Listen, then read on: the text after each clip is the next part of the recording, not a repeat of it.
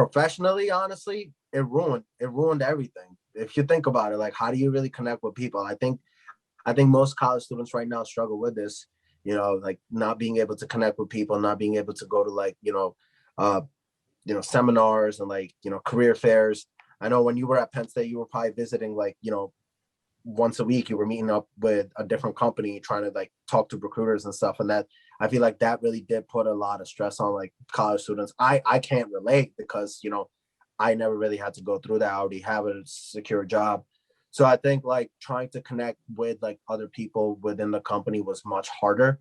But, you know, I don't have any social media except LinkedIn. And that's like, I used it as much as I could. And I would suggest anyone watching this video, like, if you're trying to, like, grow yourself professionally, definitely take advantage of LinkedIn, because there's people out there that are actually trying to, help you out, or, be helped. And that's definitely, like, something that needs to be, like, I think it's underrated. LinkedIn is underrated at the moment. Underrated for sure. I think it's one of those tools that everybody like sort of has as a young professional, but nobody really utilizes to its full extent. Yeah, It's like such a powerful tool to just, portray who you are, your ideas, who you want to be, um, post stuff that's relevant to your industry or just stuff that's relevant to you.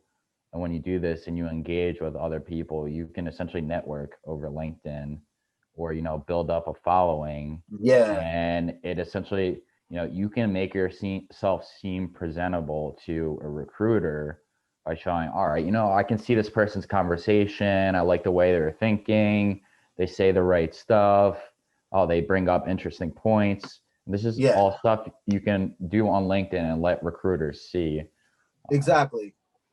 yeah, And then other thing is, like, since you're not meeting with people, it's just, you know, if you're trying to become someone who's already in your spot that you want to be in, like, look them up, like, look up your dream job, look at the for people, what they're sure. doing, where they started at, that it gives you the whole history. Yeah, Like, you can see their even if they career don't connect with progression. you, like, who cares? Like, it's a game of numbers. You got to put yourself out there. There's got to be like 100 people that you're going to try to connect with. Only 10 are going to accept it, and only one of them is actually going to reply you. You Yeah, that's know, a really good point. It's a game of that's numbers. literally, it's a game of numbers. Even with job applications, don't get, like, even like in these uncertain times, like, don't get bummed out if it's not working out Yeah, right don't take now. it I promise personally. you Don't it will. take anything professionally personally because, Exactly. you're just going to ruin your mental health and it's not worth it. And odds are, we're all competent human beings in one way or another. We just have to find what that is. And Exactly. we have to, grow that confidence within ourselves. And once you do that, it's like you could try 100 times and only succeed, 10 or even one time, but you know, it feels worth it rather than feeling those 99 rejections and just, Yeah. it breaking down your confidence even more every time. It's like you're not phased by it. You Mhm. just, you're just doing it for your professional career and don't take it personally. That's it. Yeah, exactly. And I feel like that's one thing, like, a lot of, like, you know, young professionals who are, like, jumping into their fields do not realize that it's okay to get a denial, like, maybe it's not your dream job right now, but you got to start off somewhere. You're not going to be a CEO of XYZ, as soon as you get out of college. Like, that's just If impossible. ever. I mean, I don't Yeah. know if anybody should really strive to want to be a CEO. It's like strive for like the next one up, the thing that is going to make you happy next, and then see Yeah. where that takes you. It doesn't. You don't have to be a CEO. You can be, a business owner, whatever you want to be. Yeah, You got to start off somewhere. That's what it is. Like, you got to start off somewhere. And I feel like knowing that, and, like, being able to, like, because people were set in a certain ways, and, like, how, things were done. Like, you go meet up with recruiters, you talk to them, you go to, career fairs, you meet up with people, you find a job and you take it. And once all that is taken away, like, that disruptive, you know, behavior really put a lot of people into, like, stress, thinking, like, what am I going to do now? You know, Same thing, even if you think about us, you know, like we're sitting at home trying to work, like not Dan as much, like Dan was much different, you know, like his company was like all over the place during that whole time. And he was thinking the same thing, like, what am I gonna do now? And same thing for us, like, what am I gonna do now? But I think like you just need to calm down and look at all your options and then see which one is the best one and then start going that way.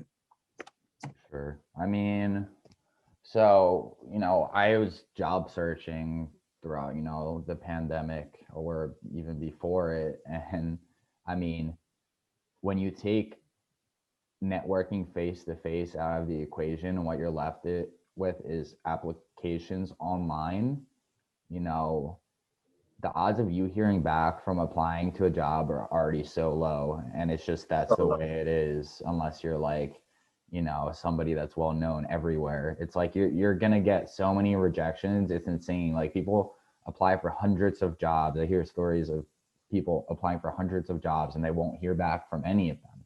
It's like, people are spending hours and hours and days applying and they get so many rejections, but they continue to do it until they, uh, persevere and then get that job. Or, one thing that I think is really important is, if you keep failing, you keep applying, it's not working. All right, re-strategize. You got to look at your resume, break that down, see if there's keywords you should be adding, see if there's more engagement you could be putting it in on LinkedIn. And then sometimes recruiters will come to you on there.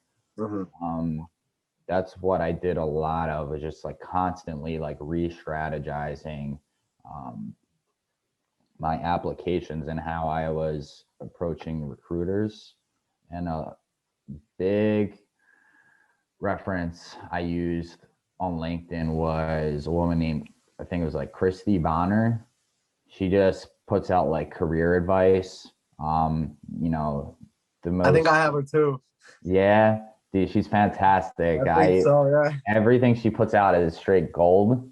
And she was probably the most influential person throughout my job search. So, I mean, there's a lot of information to take from that, but No, definitely find the right people to sort of mold yourself after when you're looking for jobs. Exactly. Yeah. So honestly, the key takeaways from the whole pandemic and like what happened was like just take a deep breath, like it's pretty much re-strategizing everything that you do, like literally, because everything is so uncertain and like everything, the ways of things that are being done like have changed a lot. It's a lot of like virtual communication and not a lot of like social interaction, just in general. And I think it's better to just just keep going at it. And like we're gonna be out of this soon, but like it's a game of numbers, as I said. Just keep going at it and see, like you will get an answer for sure. Thanks for spending time with T&E, practically unfocused.